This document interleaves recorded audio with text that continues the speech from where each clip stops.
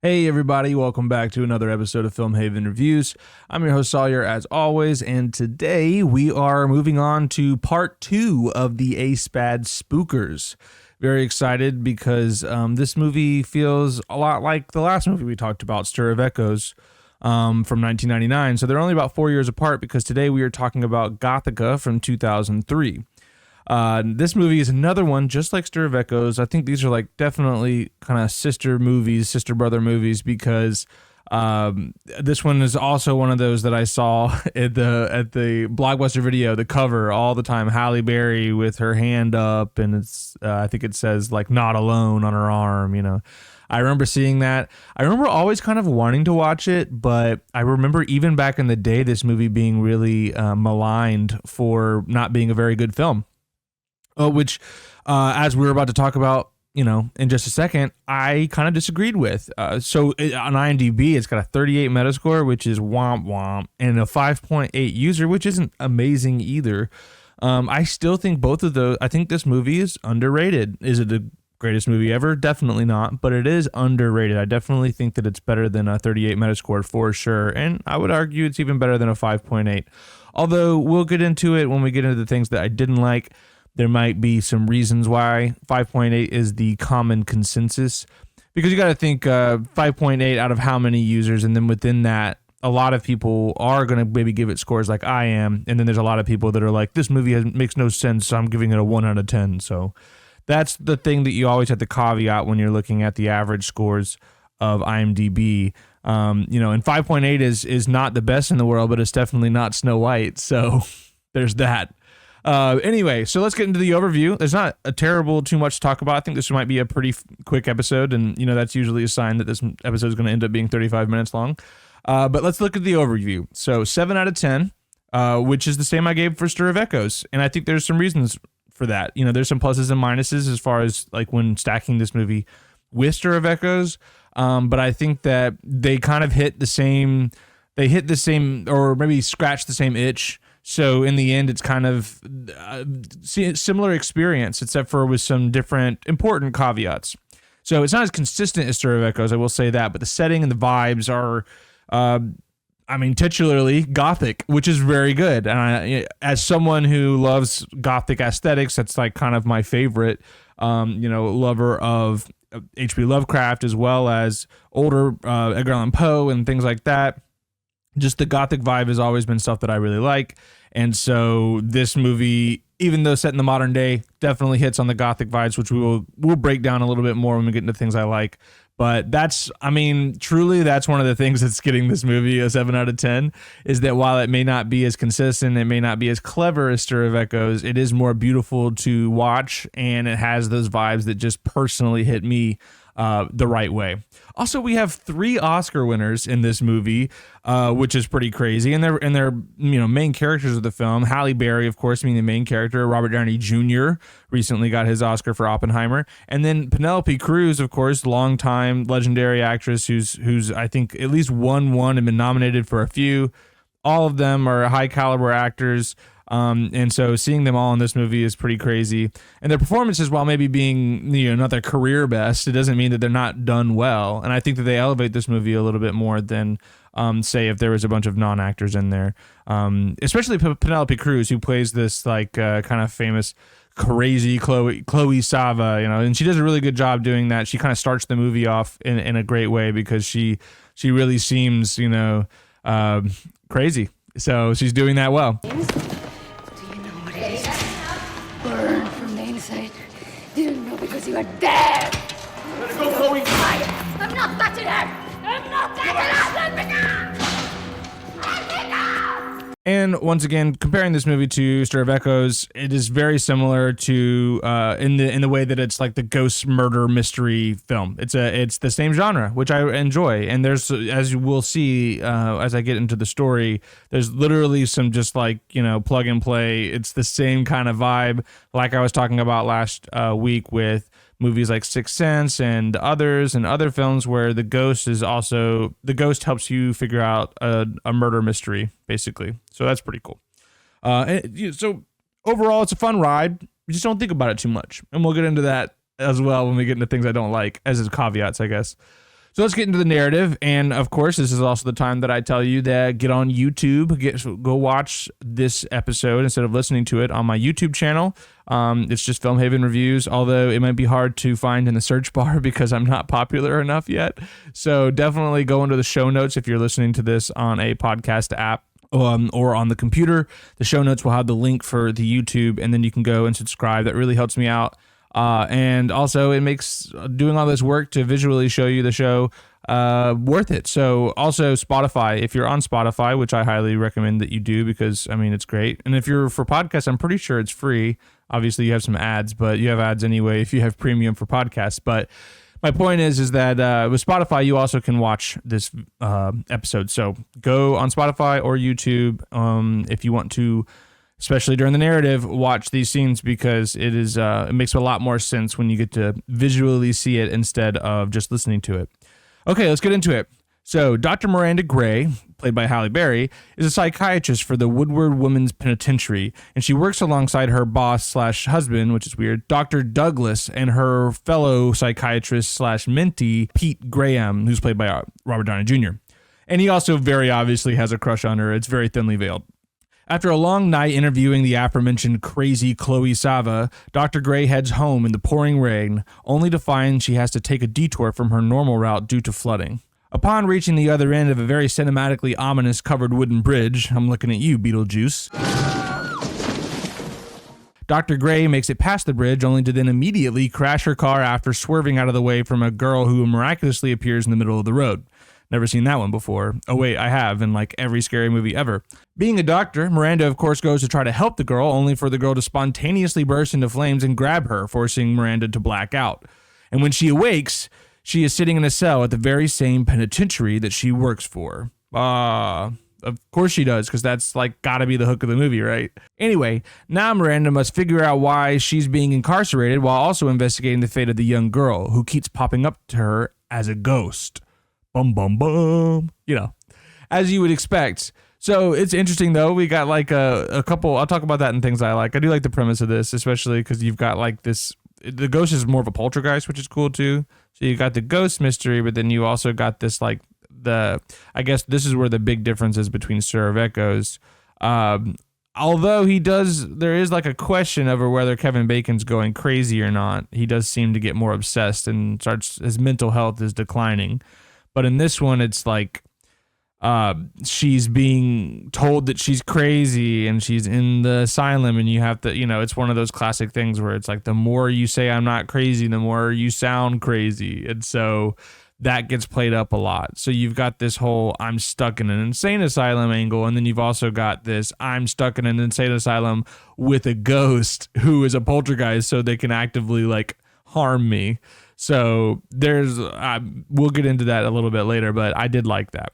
So speaking of things I liked, that's the next section of the episode. Let's talk about all the things I liked, because there are a good bit. So as I mentioned before, the best parts of this film is the dark gothic vibes. The main character being a psychiatrist at what is ostensibly Arkham Asylum is enough for me to watch this movie from end to end without having any complaints whatsoever. I mean, I can totally see past any logical issues as long as you're giving me just constant gothic vibes that are at an asylum. I mean, think about it this way. Other than the Arkham Asylum game, there isn't much Arkham Asylum content in the movies. There's some. They got little bits here and there. But Arkham Asylum is I mean, it's one of the coolest parts of the entire Batman universe.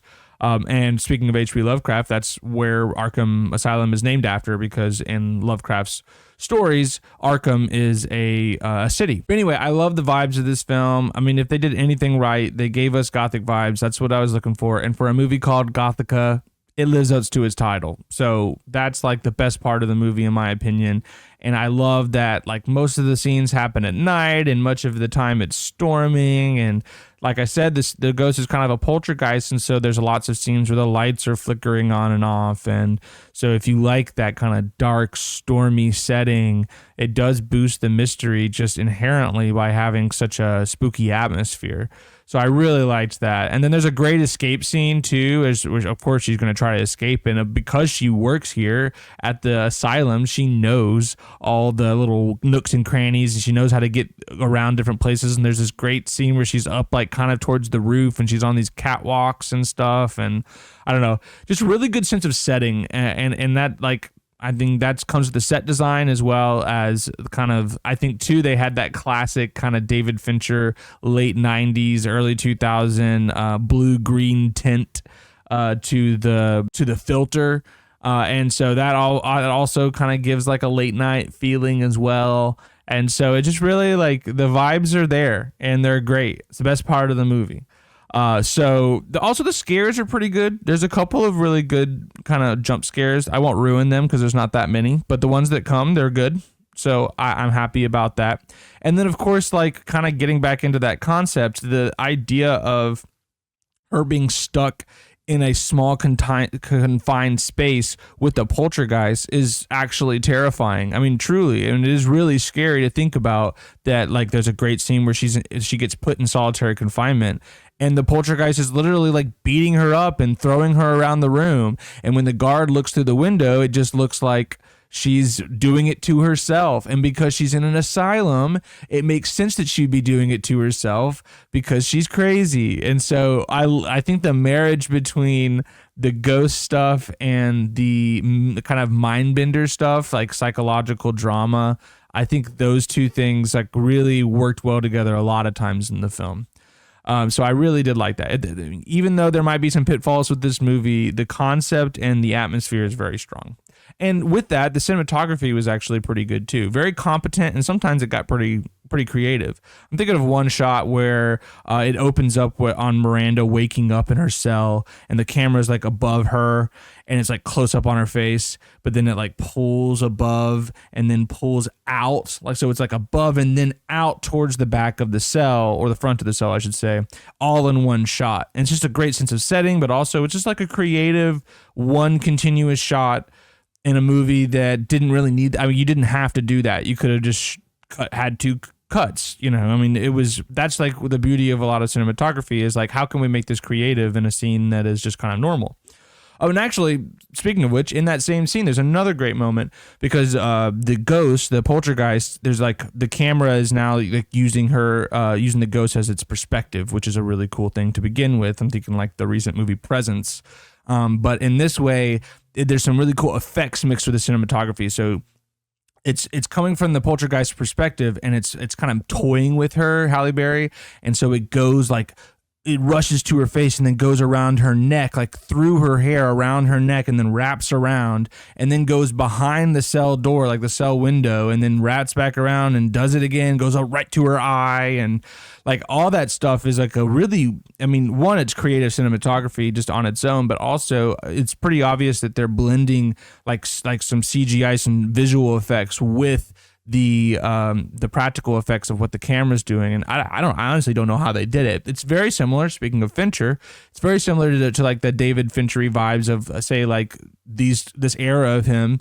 The Fight Club does this a lot, and the same thing in what's the movie? We did it not too long ago, Panic Room, where he's kind of going through the entire apartment and he'll like zoom through the coffee mug or something like that, like the coffee maker mug, and it's obviously going between CGI and practical, and I really appreciate that. I liked that a lot. I thought that it was creative, and when I see stuff like this, I'm like, really, a 38 Metascore? Like a 38 Metascore? Like if you're a critic, right? Like obviously you're looking at all the things. You're looking at plot, structure, you're looking at narrative, you're looking at script writing, acting, the performances, but you're also looking at the craft, right? And I can't help but see a competently made movie like this, especially in the craft side of it, and be like, I just couldn't find myself giving this movie a 38. Like that's insane to me, but whatever. Also, as I mentioned before, the cast is awesome. It's just great to see these guys, kind of like some of them. Obviously, Robert Downey Jr. was like right in the middle of his career because 4 years later he became Iron Man, which kind of totally revitalized it. Of course, Kiss Kiss Bang Bang's coming up too, but still, he was in some struggles around the late 90s, early 2000s, so this might be him on his way out. I'm not sure what his story is exactly year to year, but you've got the first half of his career starting in the 80s, and then you got this second half that's obviously doing very well for him, and so it's really interesting to see him at this point in time. Also, Halle Berry, of course, she's coming right off the back of Monsters Ball and her Oscars, so she's kind of getting her time to be the leading lady, and I think she does a good job. And of course, like I already mentioned, Penelope Cruz, she does a really good job as well. So those are most of the things I did like. Cinematography, setting, vibes, acting, all those things are great. So like definitely you can see why I'm giving this movie a 7 out of 10. So let's get into the things I didn't like. This is also very similar to Stir of Echoes, where it's just like, yeah, some of the logic wasn't there. The characters kind of devolve into tropes. I mean, I was kind of what I was complaining about with Stir of Echoes. This movie's maybe a little bit worse about it. By the end of the movie, and I'm not going to spoil the ending because why? I mean, you can kind of see it coming you can see it coming pretty far ahead. But still, Halle Berry's character kind of devolves from this, like, I've got to, beat my psychological torturers and figure out the ghost story. And she's got some depth to her in that way, I guess. By the end of the movie, she basically becomes John McClane and she's saying, yippee-ki-yay, and like she didn't actually say that, but a bunch of one-liners. She's reduced to one-liners like it's some action movie when it's not. Don't get me wrong, I like a good pivot, but the pivot was a little too, like, out of nowhere. Like, the ending just kind of happens and she becomes like this, action-oriented heroine, and it just, it doesn't really hit because it doesn't feel earned, if that makes sense. I mean, normally I wouldn't mind too much about that kind of stuff, but once again, these are all just kind of like nitpicks. The movie doesn't make a lot of sense sometimes. There's some logical things. Like, I don't want to ruin it. It's not worth picking at this just to ruin the story. So just watch it for yourself, but you will enjoy this movie a lot more if you just turn your brain off a little bit. I mean, there's still some mystery there. There's still things to figure out. There's still things that'll pique your interest. And you might not guess that, just because Allie and I guessed. I mean, Allie's like supernaturally good at guessing twist endings like this. So, I mean, that's the caveat in and of itself. I mean, so you might go into this movie and not see it coming, and that would be great. It would be a good experience because there is some fun twists. But I do think that this one was pretty obvious. And then there was also just some logical fallacies that just made the movie. I can see why some people were saying 5 out of 10 because it was too silly.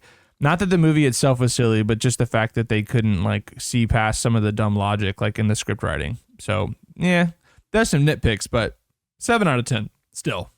So in conclusion, I mean, the verdict ends up being pretty much the same as Stir of Echoes. It's a fun ride, but it's ultimately forgettable. So there are some memorable moments, sure, but both movies couldn't stick the landing very well, but their setups are very well done as well. So I really liked the atmosphere. I really liked the dark tone. I would even watch it again just to show somebody, I mean, just because I could sit in that dark vibe all the time. Just that whole penitentiary itself as a character is really fun and really interesting. And I thought that they did some creative things with this film. I thought that there were some good performances.